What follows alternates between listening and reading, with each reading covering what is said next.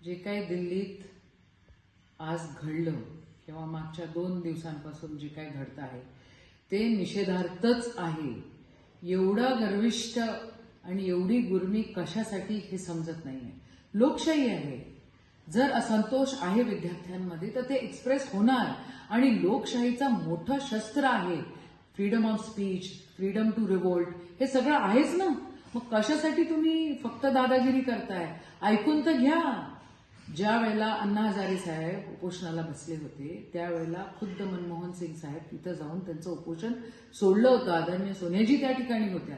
ज्या वेळेला सोनम वांगचुकचे वडील तिथे उपोषणाला बसलेले होते लडाखमध्ये, खुद्द स्वतः इंदिराजी पंतप्रधान असताना स्पेशल हेलिकॉप्टर घेऊन की स्पेशल फ्लाईट घेऊन गेल्या, त्यांचं उपोषण सोडलं. अरे पोरांचं जर तुम्ही ऐकणार नाही, विद्यार्थ्यांचं जर तुम्हाला काहीच काळजी नाही आणि तुम्हाला जर स्वतःच्याच मनाने सगळं करायचं असेल तर मग या देशाचं भवितव्य एकदम अंधारात आहे असंच म्हणावं लागेल. निषेध आहे. आज ज्या प्रकारे तुम्ही सगळ्यांना उचललं, काल ज्या प्रकारे तुम्ही सगळ्यांवर लाठीचार्ज केला, जे इंग्रजांनी केलं ते आत्ताचं भाजपचं सरकार, मोदी सरकार करताय, याचा निषेधच.